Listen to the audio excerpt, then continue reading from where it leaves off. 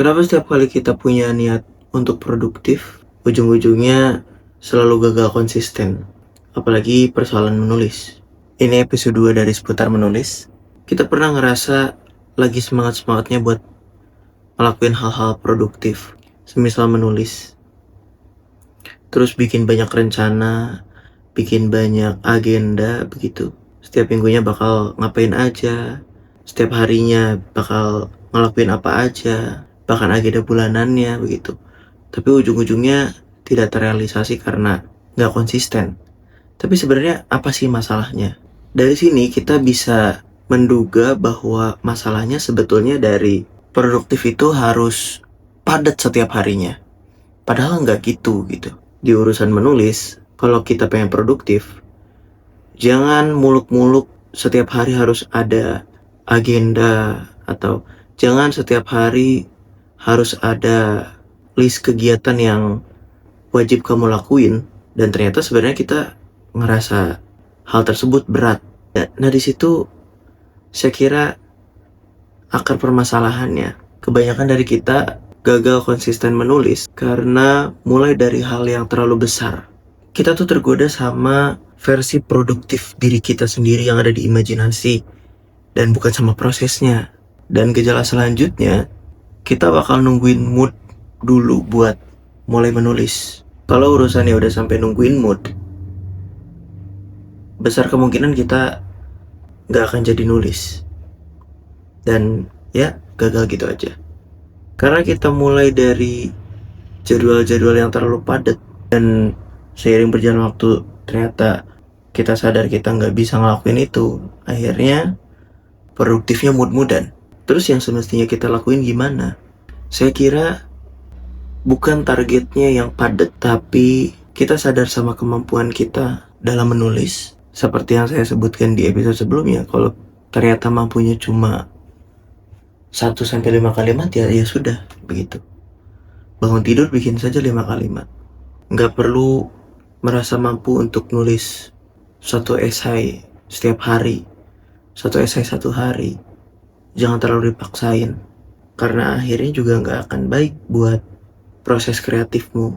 Terus juga ada kasus kenapa kita gagal konsisten, karena ada ketakutan tulisan kita bakal dinilai jelek sama orang lain. Saya yakin nggak cuma penulis, setiap orang yang memulai berkarya pasti ada ketakutan itu. Dan di urusan seputar menulis, saya nggak tahu kenapa saya akhirnya bisa ngilangin rasa takut itu. Yang saya ingat, saya nggak berhenti belajar sampai diri saya sendiri yakin kalau tulisan ini bisa diterima sama orang banyak. Dan kapan?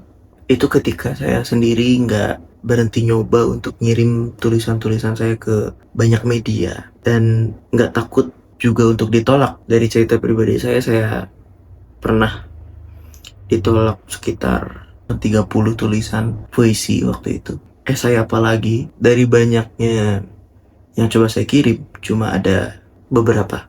Yang perlu kita tanami kalau kita selalu takut tulisan kita dianggap jelek sama orang lain adalah kita menulis untuk hari ini saja atau sampai ke depannya nanti, atau untuk jangka panjang. Kalau untuk jangka panjang, biarkan rasa takut itu hilang dengan caramu sendiri. Gak ada penulis yang langsung tulisannya bagus. Gak ada. Kamu bisa tanya ke penulis-penulis besar di Indonesia, mereka gak akan mulai dari tulisan yang bagus. Mereka akan nulis dari hasil yang terjelek, bahkan sampai hari ini. Terus lagi-lagi saya kira, kenapa kita gagal konsisten? Karena kita gak punya metode yang sistematis begitu. Artinya berkaitan sama yang tadi di awal, bahwa kita kenali dulu sejauh mana kita mampu untuk berproduktivitas dalam menulis. Lalu kita buat metode kita sendiri yang kalaupun ternyata satu hari, satu kata, gak masalah. Kamu luapin apa yang jadi keresahanmu dalam satu kata setiap hari. Dan itu yang harus dilakuin, daripada gak sama sekali. Nah, selanjutnya untuk meyakinkan diri kita sendiri apakah kita benar-benar ingin mendalami skill menulis ini begitu. Tanya ke dirimu sendiri, siap nggak untuk bosen ketika semuanya sudah kamu tulis, Atau semuanya sudah kamu pelajari? Atau juga semuanya sudah kamu coba? Kalau nggak siap untuk bosannya, kamu cari minat yang siap untuk bosan. Tapi kalau kamu mau lawan itu dan siap untuk bertahan, maka kamu akan dapat hasilnya. Kita akan dapat hasilnya. Jadi untuk menutup episode 2 ini, jangan dulu ngebayangin kalau kita bakal jadi penulis hebat buat konsisten. Kita belajar bareng dan terapin ke diri kita bahwa kita harus konsisten dulu. Mulai dari langkah-langkah yang kecil dan jangan berhenti. Thank you.